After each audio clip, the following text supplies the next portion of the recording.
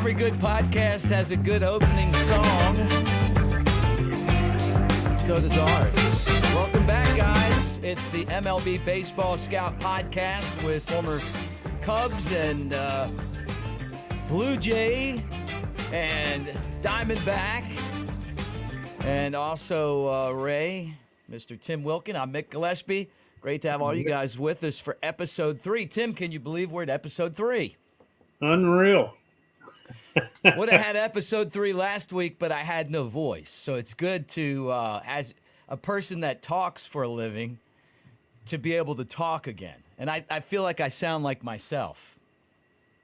Yeah, you certainly do. A couple days back ago, when we talked on the phone, you could still hear remnants of what you had. So it sounds much better. I feel much better. And thank you guys. The podcast is doing well. Tell your friends about it.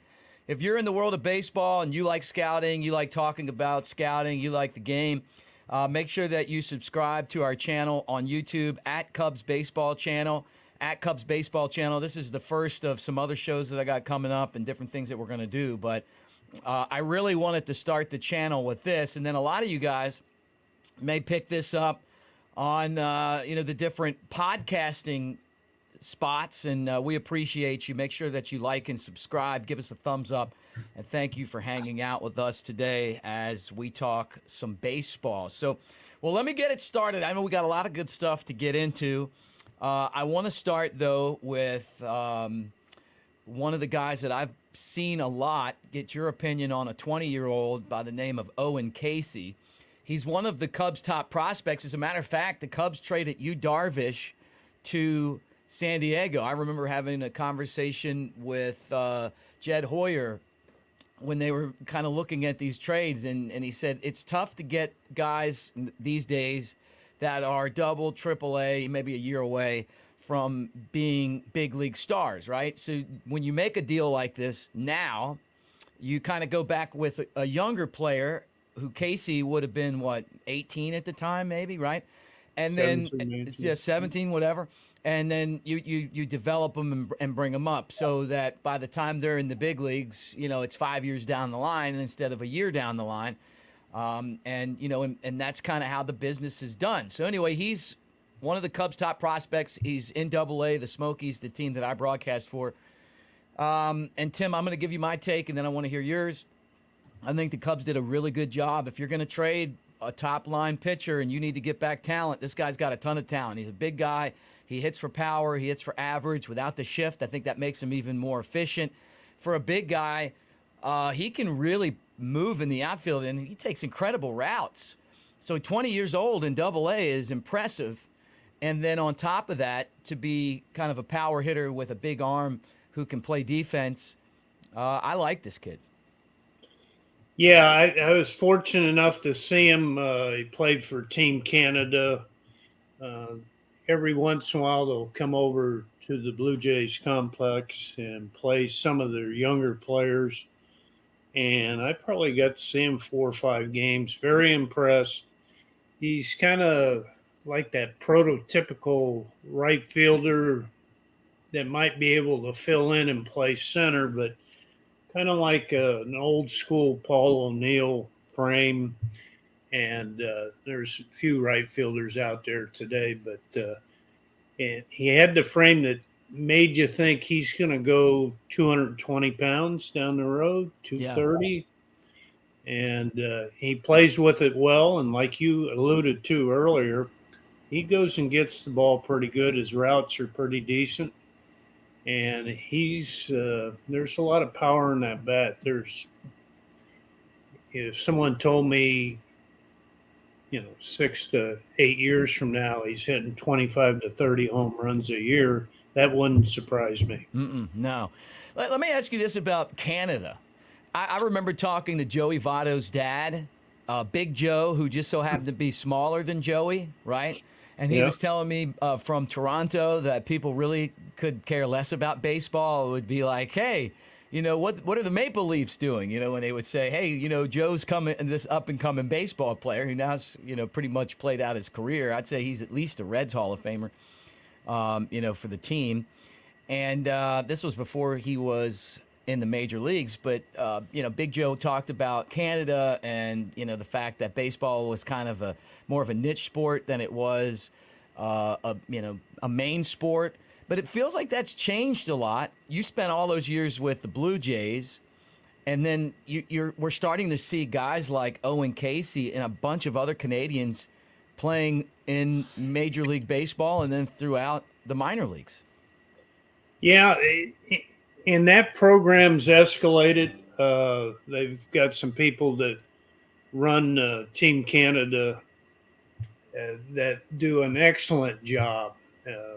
Paul Quantrill helps out with the pitchers from time to time, and they do a very good job of not only scheduling, but it's very coordinated. They work on a lot of fundamentals early before they assemble as a team, and they probably play anywhere from 25 games in the spring, maybe 35, and a lot of them are down here in Florida. And it's really escalated probably since the mid to latter 90s. And it's got quite a bit stronger here in the last 10, 15 years. So certainly fun to watch, very organized, and the kids have a professional air to them in the sense that very respectful players, and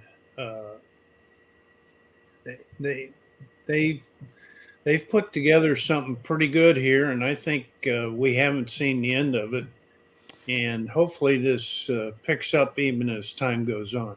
Look, I don't have as much experience in Canada as you do. As a matter of fact, I've never even been to Canada before, but I've met Canadians. Why are they always so nice? Or am I just running into all the nice Canadians? But it just feels like Canadians are super nice people.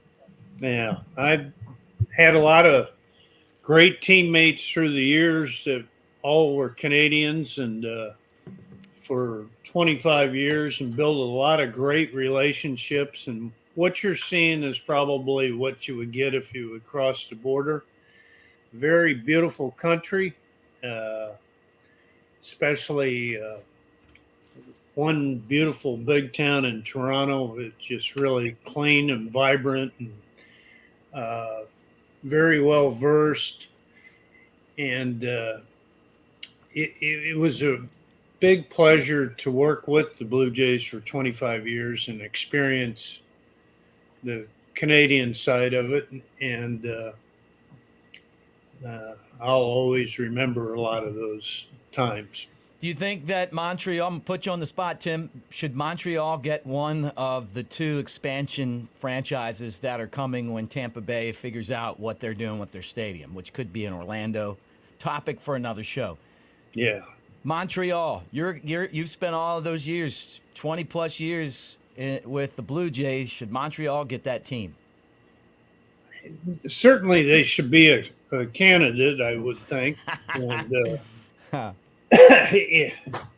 I don't know if it's a yes or no answer, because I'd like to know all the other viable well, we're putting one in Nashville. We are putting one in Nashville, Tim. That sounds like a slam dunk. Look, I'm spending all the time in Tennessee. I've seen that Tennessee has amazing baseball fans. Talk about the University of Tennessee, Vanderbilt, the Smokies, the Nashville Sounds, and there's just a ton of baseball love in Tennessee. Plus, Nashville is the best city in the country. So I'm putting one there, and then I'm looking at the other one. Salt Lake City, you got Montreal. Our buddy Jeff Facero would tell us that Montreal has to have a team because of that song, that came out back in like the 70s or the 80s about Montreal, those Montreal Nights or whatever. You know that song. It's on Yacht Rock now. Charlotte once won, so we'll see what happens. All right, well, let's switch gears here. And again, for those of you that are hanging out, please like and subscribe. Give us a thumbs up. Talking with former scouting director for the Cubs and the worked with a bunch of other teams. My buddy Tim Wilken, I'm Mick Gillispie. Thanks for being part of the MLB Baseball Scout podcast. All right. You drafted one of my best friends, still to this day, a guy by the name of Jared Kingery. And he was a pitcher, and he and I would talk when he was pitching for the Blue Jays minor league system, and it was always him and Bob File.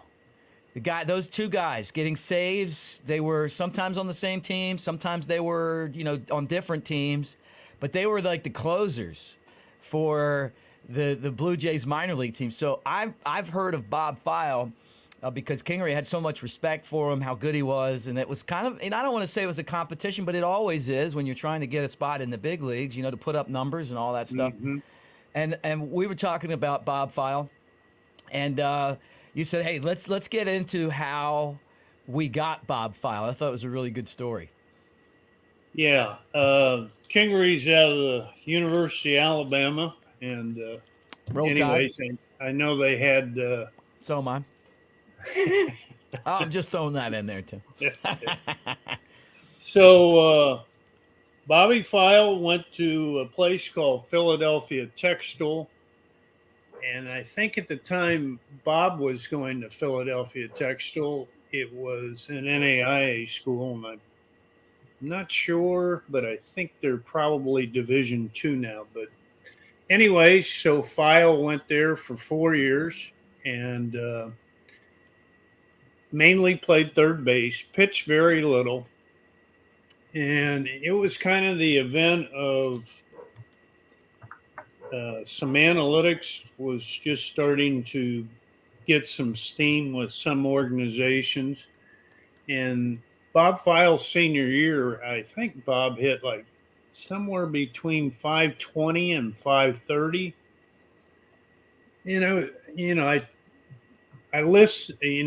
I read it and I'm thinking to myself, 6'4", almost 6'5", 210. And we kind of came up with an idea with the Blue Jays. You have probably anywhere from 15 to 20 area scouts. And toward the end of the year, right before the draft, we would bring in those scouts either into Dunedin or into Toronto about 10 days to 2 weeks before the draft, and we would go through all their lists. So the list might be 30 players. It could be up to 80 players. And naturally, we had a fair amount of regional guys, national guys, and myself. And sometimes there's some players that kind of go overlooked, even on scouts list. And we always talk about the high picks, and it's easy to talk about the high picks. So right. Basically, when we brought in those scouts, I wanted to hear more about all of their list. So traditionally, you would go in and start from 1 to 30 or 1 to 60, how many players they had on their list. I decided, and Chris Buckley and Mark Snip were both national guys, and I said, I want to go from backwards to forwards and start hearing sometimes a guy that you don't know too much about, a player, and all of a sudden you hear the scout talking about this player or that player, and you're saying to yourself, geez, this scout likes this player quite a bit. And so we had a scout named Ben McClure who has become responsible for Bob File. Ben was a part-time guy with St. Louis Cardinals. Can I ask you a question? And I don't want you to lose your thought, but just for people that don't know, when you say responsible for a player, what do you mean by that? Well, scouts have a certain area. So, and I just alluded to Ben McClure, and Ben had at that time West Virginia, Pennsylvania, Ohio, I believe, I'm not sure about Indiana, but Ben had a pretty good sized area, New Jersey, and anyways, in parts of New York. Uh, so each scout has their areas. So you like I said, there's anywhere from at that time in the late '90s, and Bob File's draft was 1999, I believe, and he went in the 18th round. So getting back to Ben, Ben starts talking about Bob File as a third baseman, and he was okay on him as a hitter, but he had got to see Bob throw, and I believe Bob maybe threw 5 or 6 innings that year, all in relief. And Wow. Ben got to see 3 or 4 of those innings. I believe it was 4. And he starts talking about Bob File, and you're getting a little excited because Bob was very athletic. Like I said, he played third base, very coordinated. And so at the end, after you get their evaluations, you would say to the scout, okay, what round do you have this guy in? And scouts might say, well, I got him somewhere in the neighborhood of 15th to 25th round.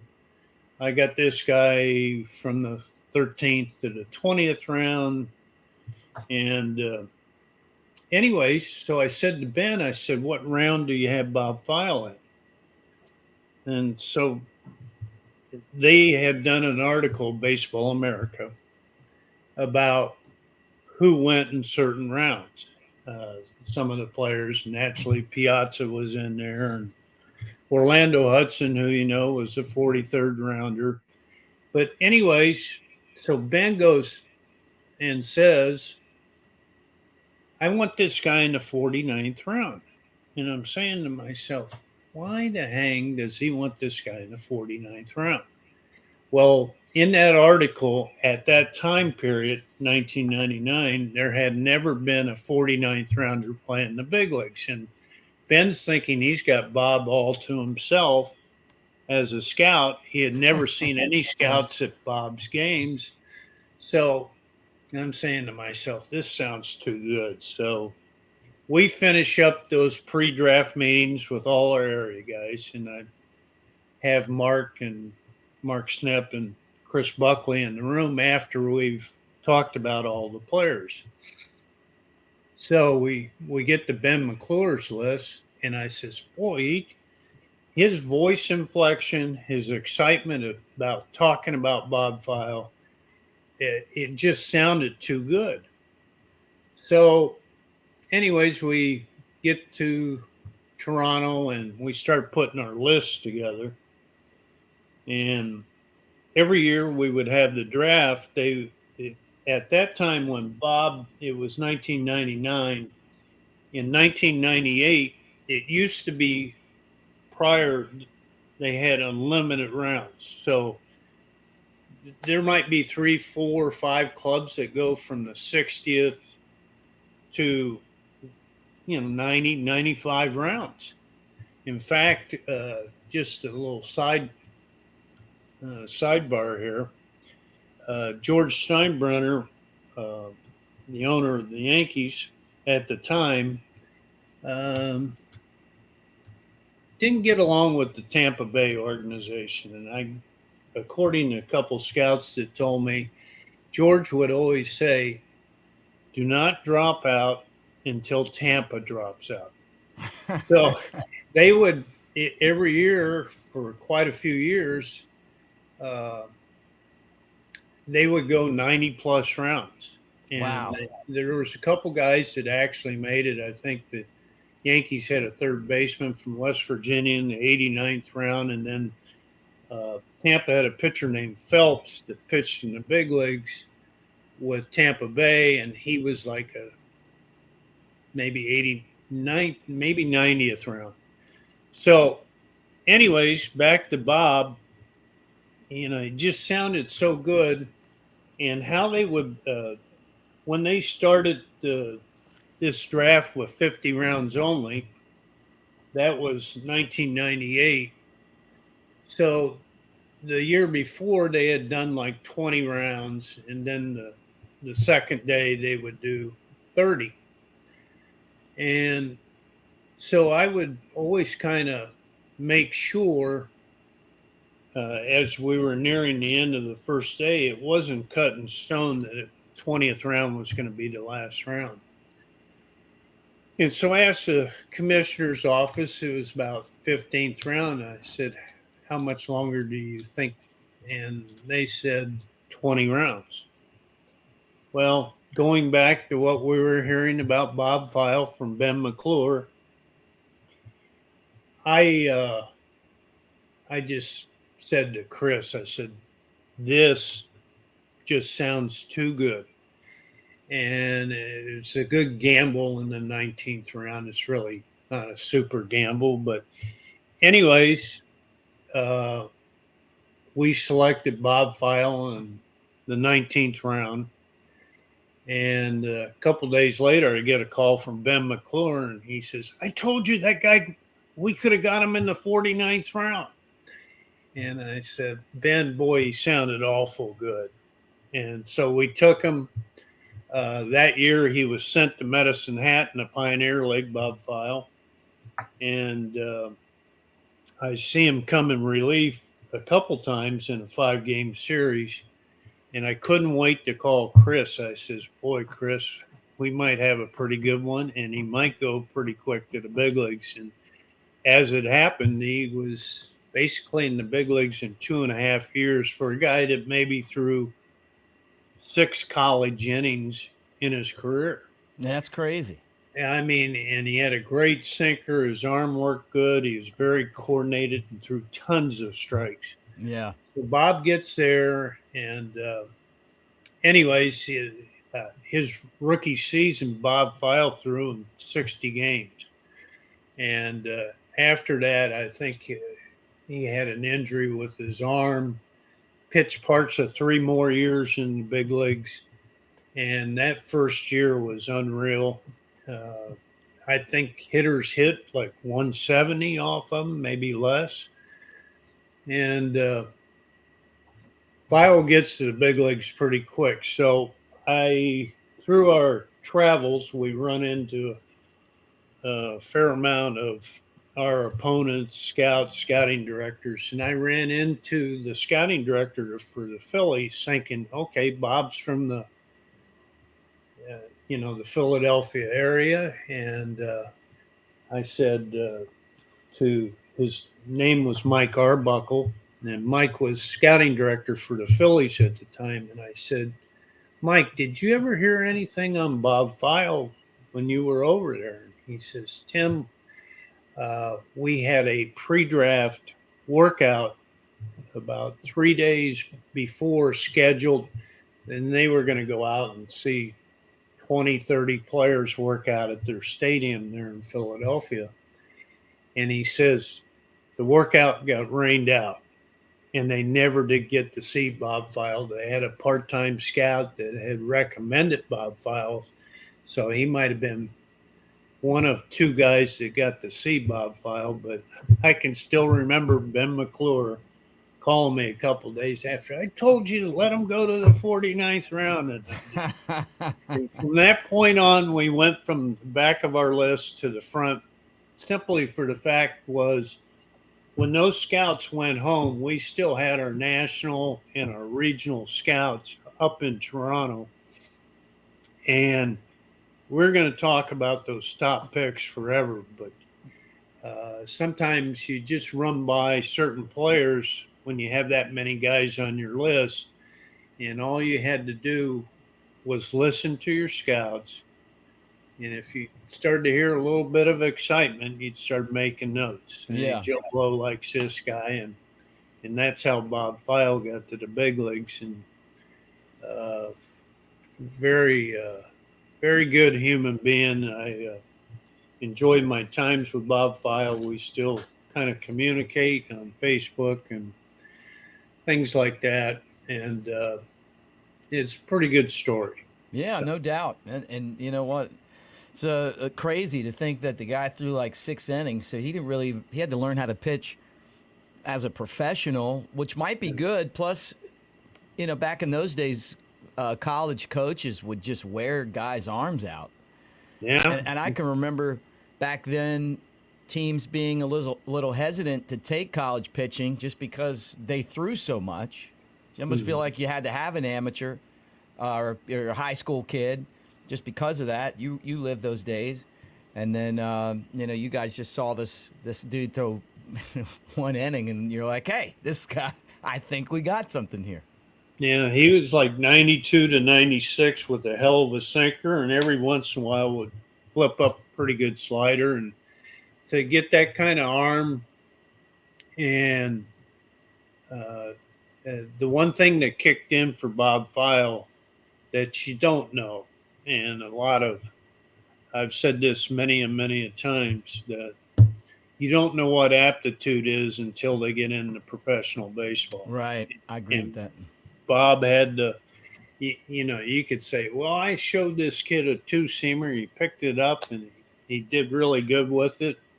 And the first time he gives up a home run, he abandons that two-seamer. Right. So for me, aptitude comes in professional baseball. I mean, you can have some aptitude as an amateur, but I just don't think it's applicable till you get to professional baseball and the big leagues. Yeah, no doubt. Tim Wilken and Mick Gillispie, the MLB Baseball Scout podcast. Guys, great to have you here and part of this. If you're watching on our YouTube channel, make sure that you follow us at Cubs Baseball Channel. Trying to get to 100 subscribers. That way we can do the show live. So that's kind of how it works. Like and subscribe. Give us a thumbs up. We really appreciate you being here. And wherever you might be listening, I know a lot of you guys pick up the podcast while you're driving on Spotify and Apple and all those places. Hey, thank you for being a part of our show. All right, let's switch gears a little bit. I'm not, and I've said this before, kind of one of the reasons I wanted to do this podcast, Tim, is that I feel like that we're so stuck on analytics right now that we have forgotten that baseball is played by people and not computers, right? I think that analytics are important and that they're a tool, but it feels like we in the game of baseball have abandoned guys going out and watching and kind of getting a feel for who the person is and how they play the game for a spin rate or a velo or a million other different things that factor into this analytics. And you and I were talking about one that was really interesting to me, and I want you to kind of tell me about demographic analytics, and then we're going to kind of get into the D.J LeMahieu trade because the Cubs had him. He was a Smoky. We used to call him Opie. He looked like Opie Taylor. And let me tell you a story before we get into this. He played at LSU. He comes to the Smokies. He looks like a taller Opie from Andy Griffith's show. Matt Spencer, a guy that I called the Morristown Masher. Cubs traded the Phillies to get him. He was from Tennessee, and big lefty, hit a bunch of home runs, kind of an intimidating figure. I want to say, who they were playing Arizona, and I want to say, man, I don't know. Until I don't want to get the name wrong of the pitcher, but one of their guys that ended up pitching in the big leagues for a while, a starter, thought that D.J. LeMahieu, who had doubled and was at second base, was stealing signs for Matt Spencer. And the pitcher started yelling at Matt Spencer, and D.J. LeMahieu started yelling at the pitcher. And I'm like, okay, like watching Opie Taylor kind of bow up on this guy. It was pretty good. I was like, this guy's tough, man. You kind of get a feel for the type of player he was by the fact that even though he didn't look like he was tough, he's a really tough guy. And then, he obviously had, great power, his ability to make contact, hit the ball the other way. This was as a Smoky. When the Cubs made the change from Jim Hendry to Theo Epstein, he was traded basically for one of the worst trades I've ever seen, and I think Theo would even tell you that to this day. But, and LeMahieu's had a great big league career. I think he would have helped the Cubs win the World Series if he would have been there, and now he's a part of the Yankees. But, he's won batting titles, right? And he's been an all-star, and he's still going at it for the Yankees right now. But anyway, let's get into this. I want to know what demographic analytics are, and then let's talk about this trade and how that factored in. Well, it was when Theo came over, it was the winter meetings of 2011. And we all gathered in the room on day one. And so Theo kind of comes over my way and says, Tim, I think I've got a pretty good deal going with the Colorado Rockies. And he said, we think we got a chance to get Ian Stewart and a pitcher named Weathers from the Rockies. And he says it's going to involve a couple of your guys, Tyler Colvin, the outfielder, and D.J LeMahieu. He said, my biggest restraint from making this is that you have, and we know the scale from 20 to 80. And at that time in the minors and in AAA, and he got a little cup of coffee in the big leagues in 2011. DJ did. And he says, you have a 70 bat on LeMahieu. And I says, yes, I do. I think he's got a chance to be a pretty good hitter, and he can handle the bat. And I kind of always went on the premise, too, because he didn't strike out much. Very good baseball player. In fact, I think he had 20 stolen bases, even on a 6'4", 6'5" frame. There you go, 23 in 2015. Yeah, four Gold Gloves, Mm-hmm. 2 or 3 All-Star appearances, and has done something no one has done since the modern era of baseball, is to win a batting title in both leagues. It could happen again this year with that Luis Ariz with the Marlins, who won a batting title, I believe, last year with the Twins, and now he's been traded to the Marlins. So, Theo says to me, I'm just a little worried because you got a 70 bat. And I said, I think he's got a good chance to hit. I said that I think he's an excellent baseball player. If you were putting, back there a couple episodes earlier, I talk about baseball players, and if I had it to do over again, I would probably put that on the chart and make scouts tell you with a numerical grade. And LeMahieu is pretty close to an 80. So anyways, there was a analytics department employee that they sent over my way, and he had an iPad with him, and he says, well, what's the demographics on a 6'5" second baseman? And I was looking at his iPad, and he had some film stuff from the past, and I says, well, you're looking at him right now.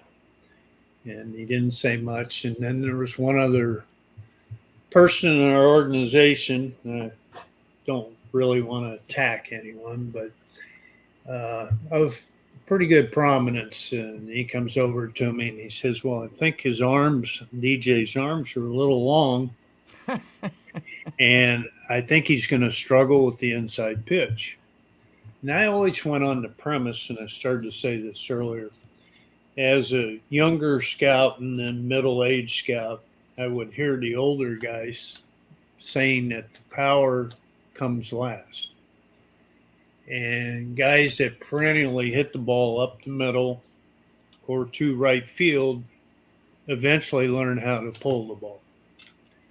And with his aptitude and his knowledge of the game, DJs, that I, you know, I didn't worry about it as much as if I was in my first 5 years about him pulling the ball. But anyways, we know the story on DJ, and it's been quite the story, and an excellent baseball player. So. Yeah, let me ask you this. I mean, I thought it was a terrible trade at the time. I remember being at winter meetings and people thinking that he wasn't going to be able to play because, I don't know, he didn't pull the ball enough or whatever. But also you got people that were new to the organization that hadn't really seen him play. And then, you know, if you're in that role as team president like Theo was at that point, you know, you're trying to figure out who you can trust, you know, whose evaluations you're going to take, who you're not going to take. And so, I mean, I get that part of it. Obviously, it turned out to be an awful deal. The both guys that the Cubs gave up ended up playing in the big leagues. LeMahieu's been not a Hall of Famer, but one of the best players in baseball. You know, at times one of the, maybe even the, you know, one of the top 10 guys in the league. And then they got Casey Weathers, who I saw walk the bases loaded on 12 pitches twice in one season. I think he was a guy that had like 3 Tommy John surgeries, former Vanderbilt player. And then Ian Stewart couldn't see the ball. I've never seen anyone like to me, it felt like he needed glasses or something. I mean, like, and I may be totally off base with that, but had a good looking swing, but it was like he never came close to hitting it. You know, and maybe it was just that he just couldn't hit, but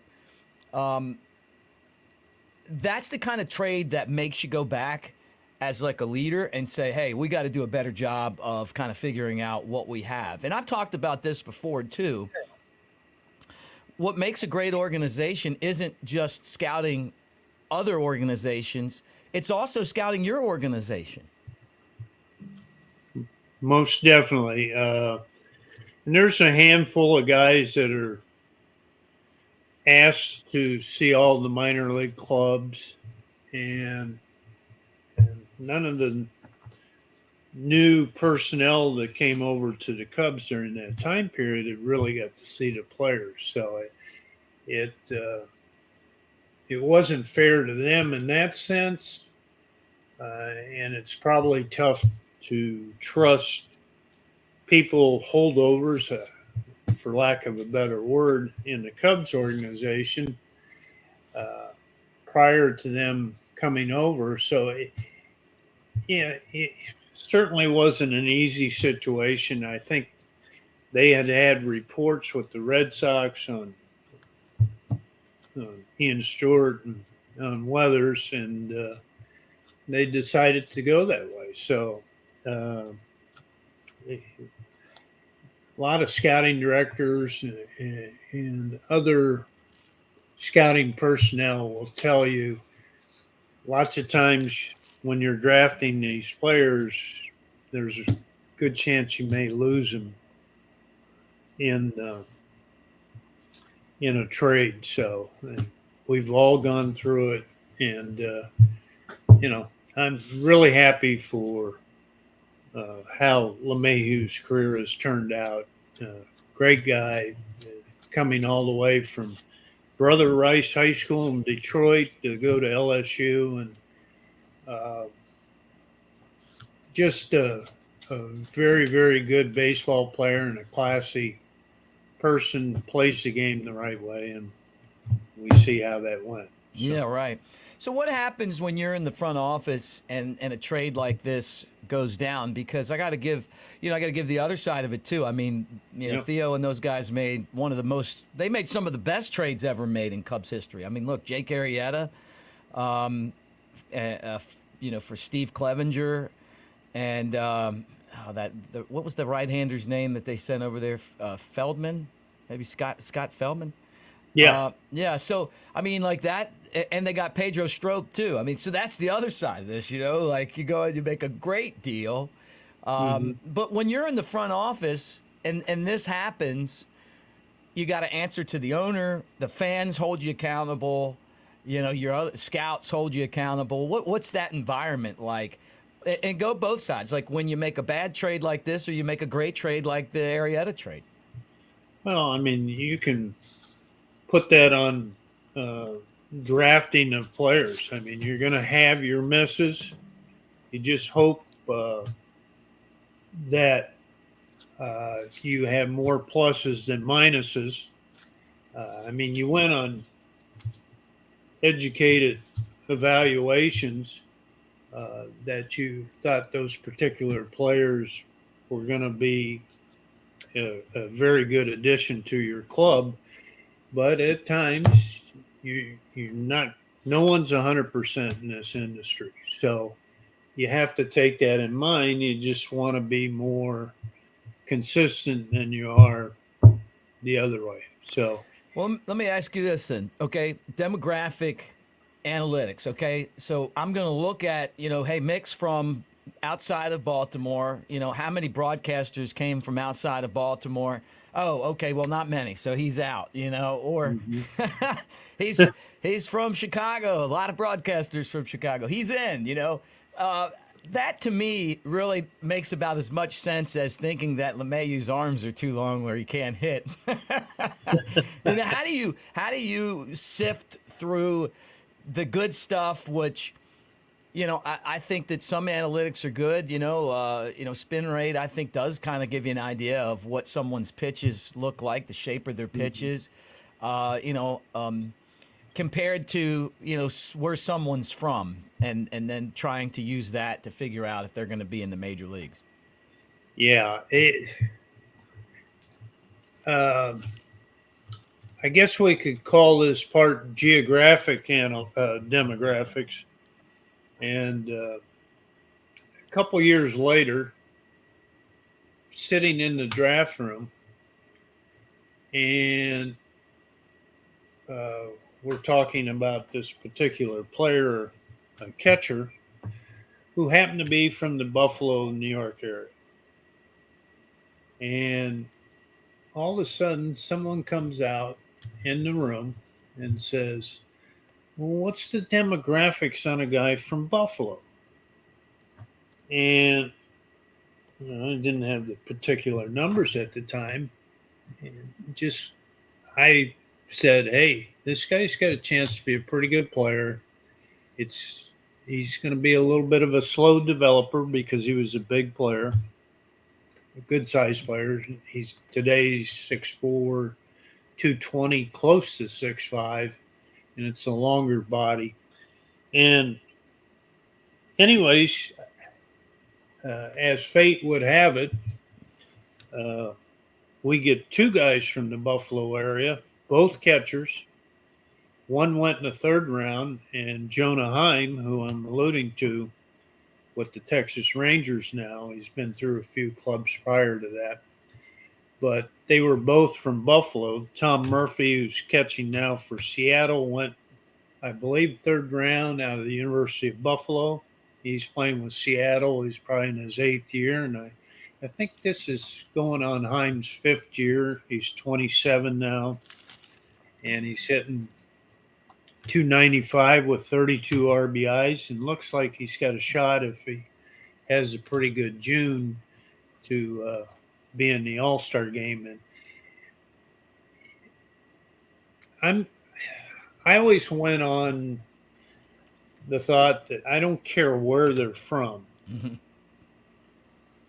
Yeah, there's some hindrances because they don't play a lot of ball in the Buffalo area, but there's some pretty good players in the past, guys that were born in Buffalo that moved to other towns, such as Pat Corbin, Jim Johnson, the guy that led Baltimore in saves with 50 a couple of times. He's from mid-state New York, and Pat Corbin's been a pretty darn good pitcher. Tommy Canely.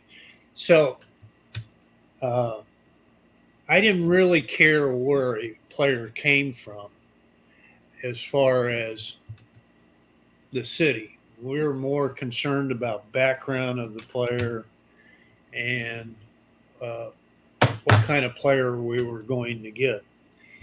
And all sizes and shapes. We've talked, you and I, quite a bit, and you got Jose Altuve, who's 5'6".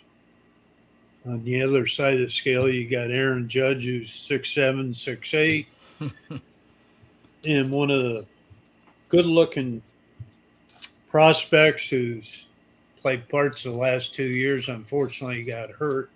O'Neal Cruz, who's 6'7", shortstop. Mm-hmm. And I've seen comments either in an article or in Twitter or things like that, people saying that O'Neal Cruz will never play in the big leagues because there's never been a 6'7" shortstop.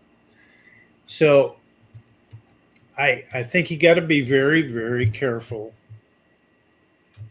as far as labeling a guy and saying, well, what's the demographics of this guy? Well, there's always exceptions. And I almost think demographics is a little bit like a bad word. And how I mean that is baseball in general needs to be more inclusive and not exclusive. Mm-hmm. And you just can't be labeling players unless you've got super facts in front of you that this player cannot play just because he's 5'6" or 6'7" or 6'8". All sizes and shapes. Yeah, I think that's what always drew me to baseball. I cover football, and there's just positions that a guy can't play if they're not the right size. I mean, if you're 5'6", you're not playing on the offensive line, right? It just isn't going to happen. I don't care how good you are in high school, you're just not playing, and you're not playing in the SEC, you're not playing in the Big Ten, you're not playing in the NFL. Baseball, you could be a short guy. It's going to be tougher, but you could go out there and pitch in the major leagues. It's happened. Yeah. And, I mean, look, most of the guys pitching are going to be taller dudes, but some guys are short and can do it, and it's the same thing with really most positions. I would say it's tough to be a catcher in the major leagues and be tall just because your knees, the wear and tear on your knees would probably catch up with you, after a while. But, all in all, what makes baseball great is it's a game for all shapes and size people. No doubt, no doubt. And you got Heim that's almost 6'5".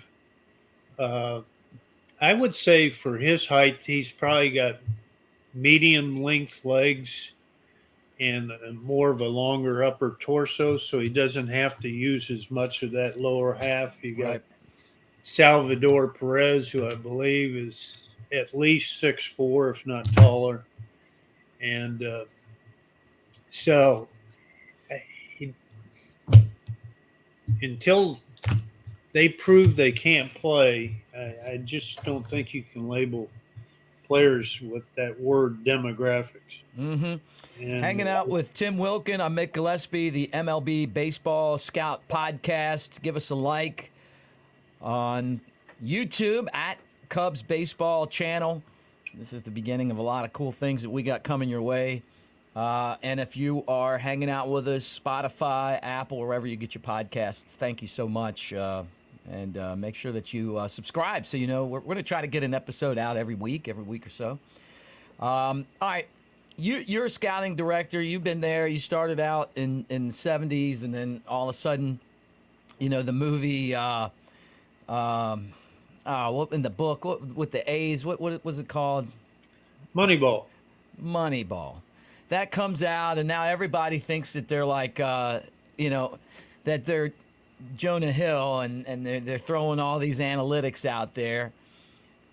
When you're trying to scout, you're trying to bring players in, you're trying to develop guys, how do you weed through a lot of the BS and and use the good stuff, but not, overdo it like we've seen some organizations where, they want to abandon their minor leagues and they want to basically have, they just want to have like camps at the complex and, and then promote guys to the big leagues. I mean, it's a skill game, right? So don't you still have to have skills? And then how do you, as a guy who is a scouting director, kind of say, hey, you know what? I like this. And this I'm going to take with a grain of salt. Oh, boy. Tough one. I think I've real tough. I don't know if there's a good answer for it, but it just to have balance, to be able to weigh everything.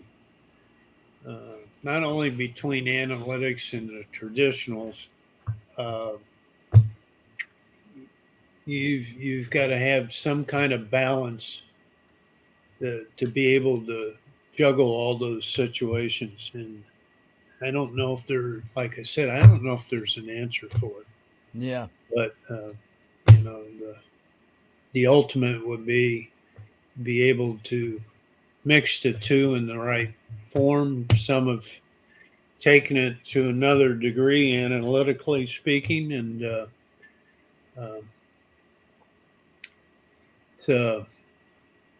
it's a tough pill to swallow in some cases. In other cases, it's being used very well. So, right.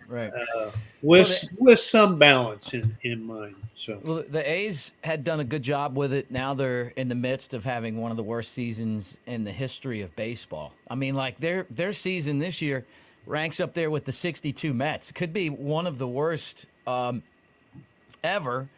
But I mean, eventually you knew it was going to happen just because, you go and you get players and they're good and then you trade them. And then you're trying to bring in other players to replace those guys, and then you do it, and then all of a sudden they got to get rid of them guys, and then you knew that eventually this would happen, and it feels like it's kind of there now. Or maybe in a year, they look like Baltimore or Tampa Bay, and they're, those guys are taking their lumps now, and they're going to be better for it in the long run. Yeah, and I think. With the reduction of minor league clubs and the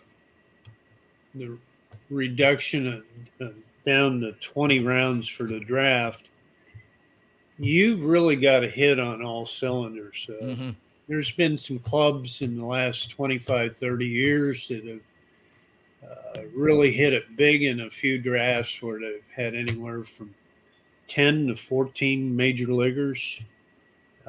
Naturally, not all of them of big quality, but if you could get 3 or 4 and then supplement it with 2 or 3 extra players and then other guys that you can use in trades to acquire what you need, I don't know if those numbers are going to be available anymore. Right. So if clubs are on the downswing now, it's really going to be tough for those organizations to right themselves. And talk about all the droughts of all the clubs through the years, I don't think it's going to be that easy to turn it around unless you just got huge money. And those particular players that you need, you hit on spending that money. And there's fewer guys to mold your organization via the draft and the minor leagues, so it's going to be a lot tougher. Yeah, look, I'm with you. I almost feel like you're better off taking your lumps like the A's are doing, like Baltimore did a couple of years ago. Tampa Bay's done it. And the Cubs did it. I mean, look, that's how they won the World Series. They were allowed by, ownership to lose for 4 straight years. You were there. And when you don't have to worry about winning and you can go out and, basically amass talent, then eventually all that talent gets there and then you win. I mean, a lot of things still have to go your way. It's not like it's a guaranteed World Series, but Houston really did it well because they've gotten 2 World Series out of it, but they've also been in the mix a lot. The Cubs did a good job, and then after they won, which is, I guess, a topic for another day, but I think the toughest part of that World Series was that it was so monumental that you're not as hungry anymore because you just won the biggest prize you could ever win, right? Yeah. So I think that the size and scope of that World Series really hurt the mentality of the organization afterwards, just having been there through it,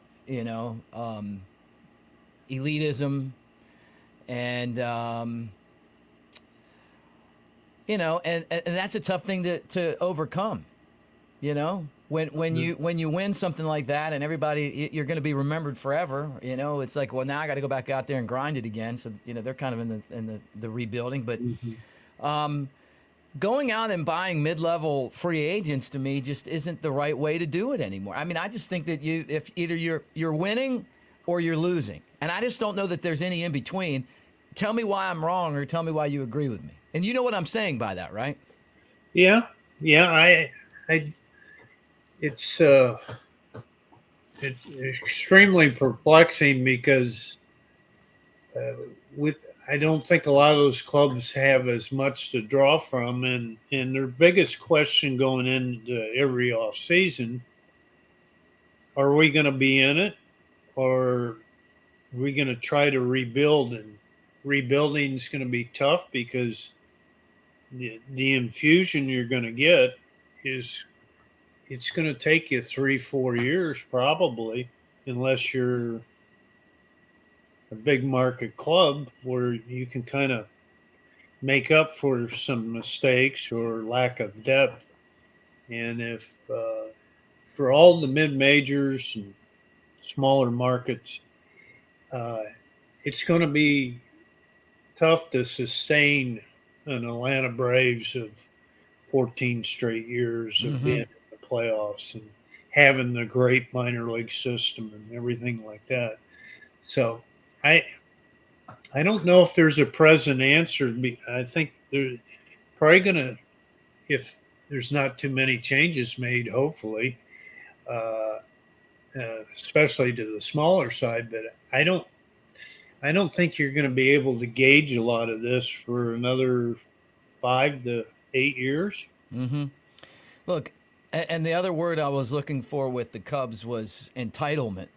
Elitism and entitlement after 2016 I think is actually gone now. But that's how I felt the organization directed after that. And it was really hard just because of the scope of what happened not to get there.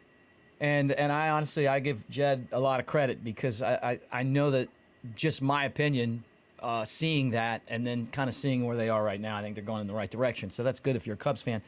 But, kind of going back to this, you talk about making up for it in free agency. If I'm the team president, I'm not doing a lot of free agency because of guaranteed contracts. And then these guys are getting extra years on these deals that they're never gonna play. And then all of a sudden, it's just crazy how when you see these guys sign these big contracts, a lot of them, how injury prone they become, or how their stats, in my mind, go down. And like looking at the Yankees right now, I mean, go out and pay Aaron Judge more than some whole team's payroll. And I don't know. That just doesn't work like it did back when George Steinbrenner was there. I mean, I just feel like, and then you look at the Dodgers, and I mean, look, Mookie Betts, he's lived up to his contract, right? But I mean, for every Mookie Betts, there just seems to be like 5 other guys that kind of tail off.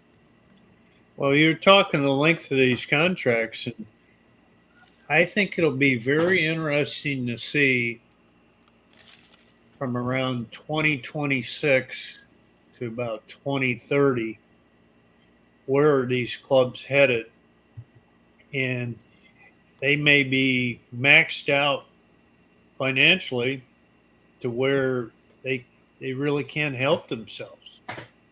And I think there's going to be a ton of ILs coming up here in the next 2-3 years. So, well, what does it tell you, Tim? What does it tell you when the third highest paid player on the Cincinnati Reds this year is Ken Griffey Jr.? Yeah, got a few guys getting paid. But how does that even make any sense?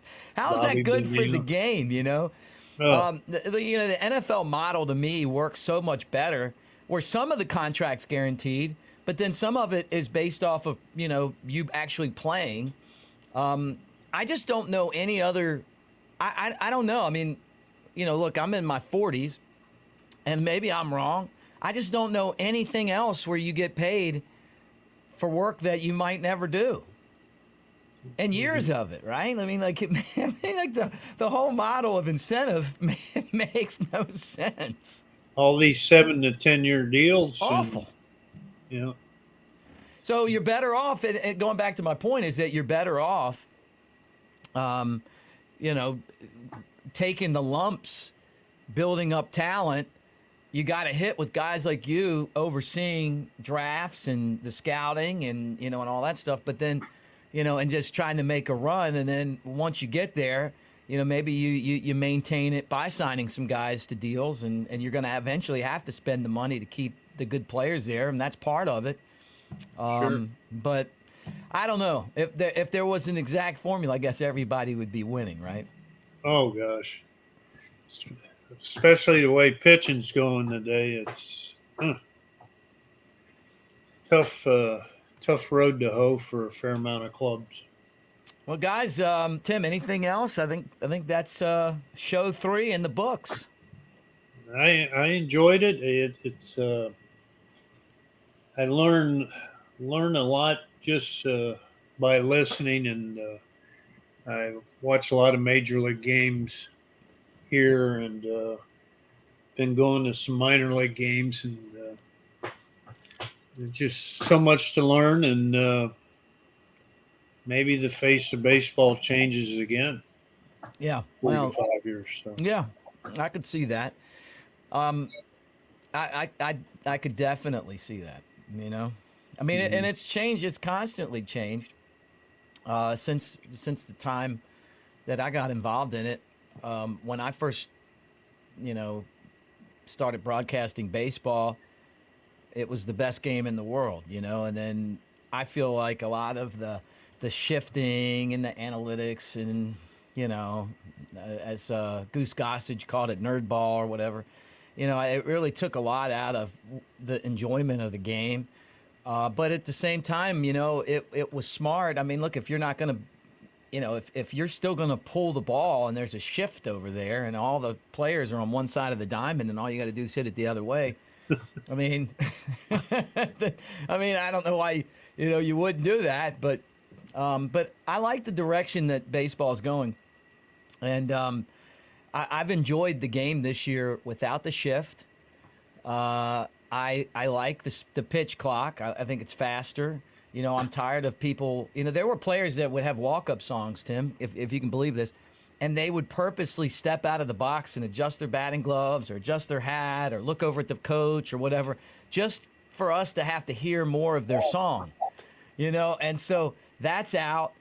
I could care less about the bigger bases, and I'm excited about robo umpires because I don't like the human element. Interesting.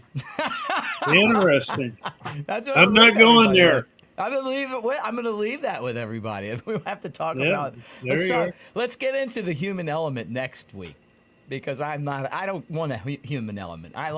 Look, in tennis, it's either in or it's out. So give me the same thing in baseball. They're actually using it in AAA, and they said it's like cut down on all the arguing because the umpire's just back there kind of like me. He's got something in his ear. Strike, ball, Yep.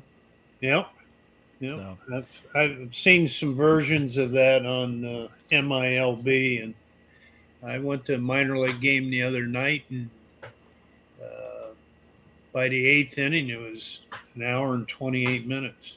So You better get your beer quick then. yeah, or They get to the park an hour before. Yeah, well, they've pushed some of the teams have pushed last call to the 8th inning just because like you said, man. I mean, like these games fly. But I like the pace. I've always been a 2-1 score, 1-0 score type baseball fan. I like the pitcher's duel. I like great defense. I don't care for all the strikeouts that we have now. I wish that the ball was put in play more. But with that said, it's still,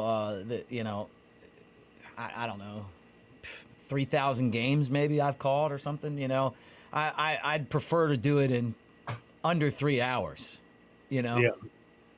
So supposedly we have a life too, right? Yeah, right. I mean, it's like being there, but I can be there and have a great time in 2 hours and 40 minutes, right? Exactly. Get it to the post game show. Well, let's do it again next week. You want to? I'm ready to go. All right. That's Tim Wilken. I'm Mick Looking forward to Gillispie. it. He's looking forward to it. So am I. Make sure that you go to YouTube at Cubs Baseball Channel and subscribe on YouTube or give us a thumbs up and say thank you. Questions, if you have any questions, just post them. We will get to them. I promise. And I saw some of you guys have already asked questions. We'll start getting to those, I promise you, next week on the show. So I will write those down and I will ask Tim, the scouting guru, all about your questions. And, we'll keep on banging on scouting and appreciating all of you guys that are scouts that are out there doing it every day. Keep up the good work. And keep finding the next Mike Trout. Find the next Chris Bryant. Getting close to the draft. Yep, got the draft coming up, and we'll get into that as well. So thanks for hanging out with us, guys. It's been fun, and again, we will talk to you really soon. Hit our music.